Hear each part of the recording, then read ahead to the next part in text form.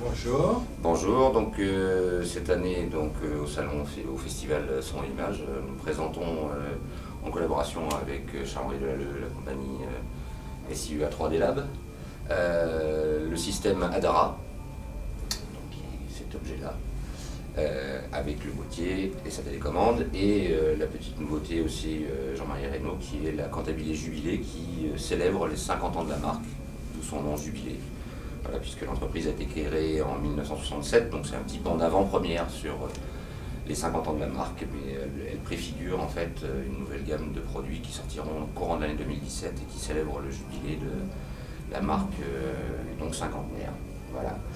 Donc pour parler un petit peu d'Adara, donc on a commencé la collaboration avec Charles-Henri en 2010 sur un projet un peu innovant, enfin, c'est moins qu'on puisse dire, puisque ça fait très longtemps, moi en tant qu'ingénieur du son, j'ai utilisé des systèmes dits actifs, donc des systèmes avec électronique amplifiée, et je connaissais les capacités en termes de performance, de dynamique, etc., de distorsion très faible, etc. Donc on voulait travailler sur un système très haut de gamme, vraiment sans compromis, qui utilise cette technologie-là, avec en plus les technologies numériques les plus actuelles, les plus de pointe. Donc en fait on utilise donc un filtrage en DSP qui est en fréquence d'échantillonnage, on a 192 kHz et le traitement est en 32 bits. Et qui ne sert en fait, parce que là c'est un petit peu une histoire de philosophie, on utilise le DSP à l'instar d'un filtre passif, c'est-à-dire qu'on n'utilise pas le DSP pour faire de la correction, amplitude, fréquence, etc. On l'utilise simplement pour faire le filtrage des haut-parleurs les uns par rapport aux autres et leur mise en phase temporelle, à l'instar de ce qu'on pourrait faire avec un phasage dynamique, mais avec beaucoup plus de précision, d'acuité et dans un domaine non destructif.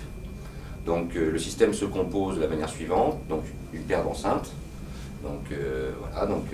ce système-là, avec un boîtier de sources qui peut accueillir donc 13 sources distinctes, analogiques, donc lignes, phono, symétriques, asymétriques,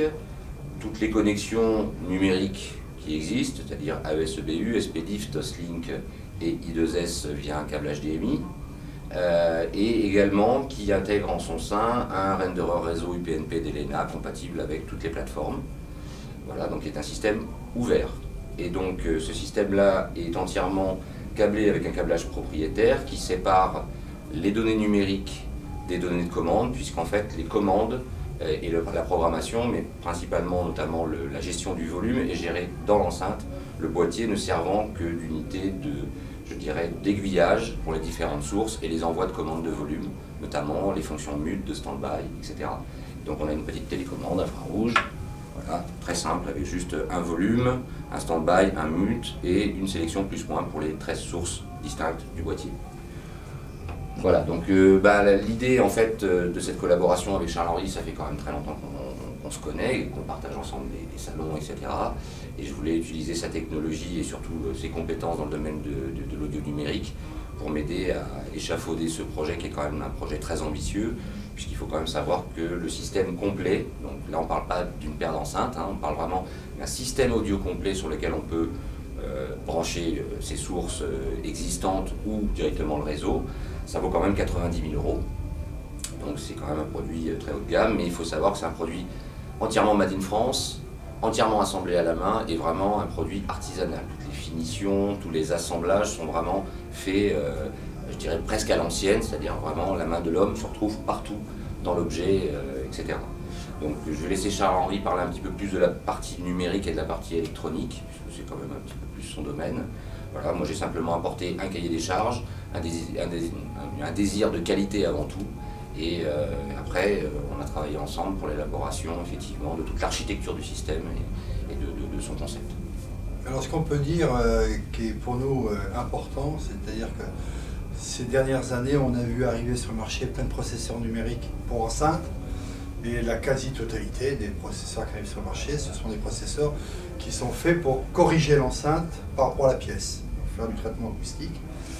Et c'est une approche moi qui me plaît pas beaucoup, tout simplement parce que si l'idée est très bonne,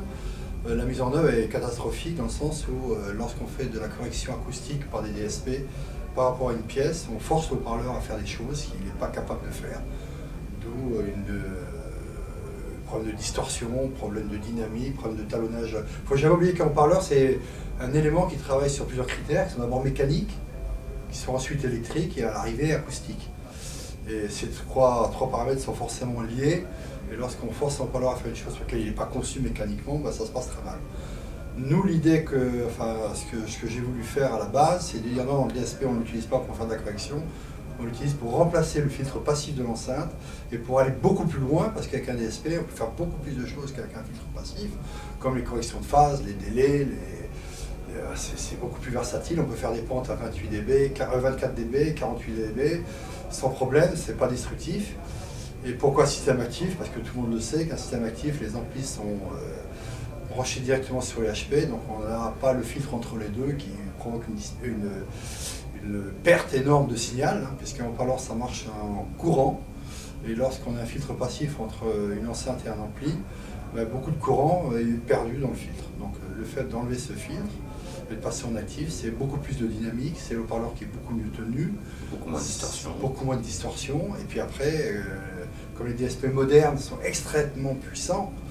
ils sont tellement puissants que sur la Dara, où on a quand même déjà un traitement qui est intéressant en termes de filtrage, de délai, etc., on l'utilise à même pas 3%. Donc c'est pour dire que le système, en termes de capacité calcul, est très important.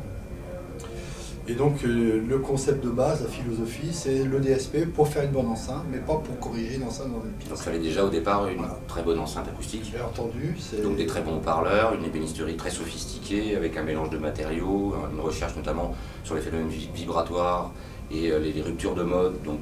en mélangeant des matériaux comme l'aluminium, des composantes viscoélastiques, des médiums de très forte épaisseur, une résine très particulière qui fait 1300 km3, des liaisons mécaniques ultra stables, voilà, des formes et optimisées effectivement pour vraiment le polaire du système, pour que l'image soit la plus ouverte et le système soit le moins directif possible. Voilà. Merci.